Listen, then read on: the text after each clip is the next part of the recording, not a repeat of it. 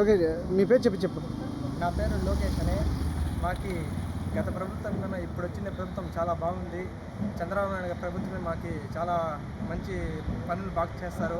గత హయాంలో వచ్చి మాకేమి కొన్ని చాలా ఇబ్బంది పడినాము. దానివల్లనే ఇప్పుడు వచ్చేసి చంద్రబాబు నాయుడు వచ్చారు, మంచి జరుగుతుంది అనేసి ఒక నమ్మకం ఉంది. కాబట్టి మేము ఆయనకి ఓటేసి గెలిపించుకున్నాం.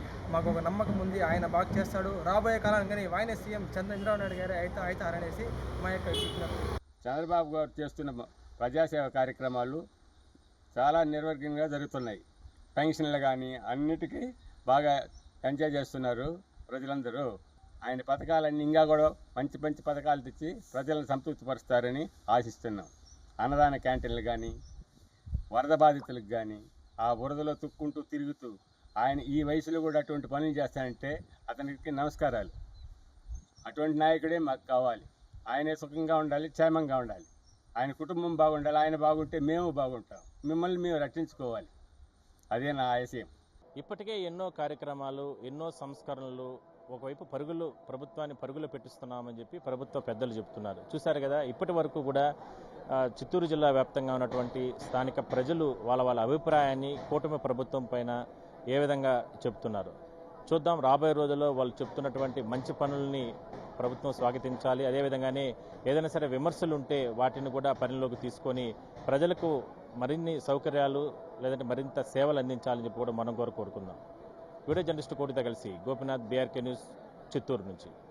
కూటమి ప్రభుత్వం ఏర్పాటయ్యి దాదాపుగా 3 నెలలు అయిపోయింది, 4వ నెల కూడా గడుస్తుంది. ఈ నేపథ్యంలో మరి ప్రజల నాడి ఏ విధంగా ఉంది? గత ఎన్నికల సందర్భంగా ఎన్నో ఆశలు, ఆశయాలతో కూటమి ప్రభుత్వానికి మద్దతు తెలిపిన ప్రజలు ఏమనుకుంటున్నారు?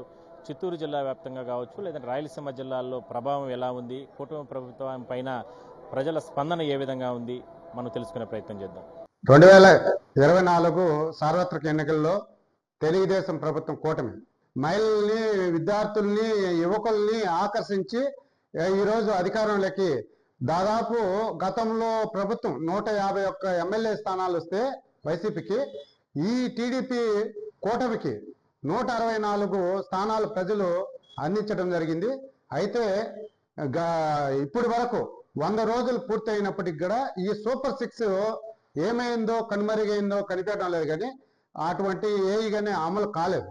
ఒక పింఛన్ ఇచ్చే విషయంలో మాత్రమే ఈ తెలుగుదేశం ప్రభుత్వ కూటమి మాత్రం సక్సెస్ అయిందనేది అనిపిస్తుంది.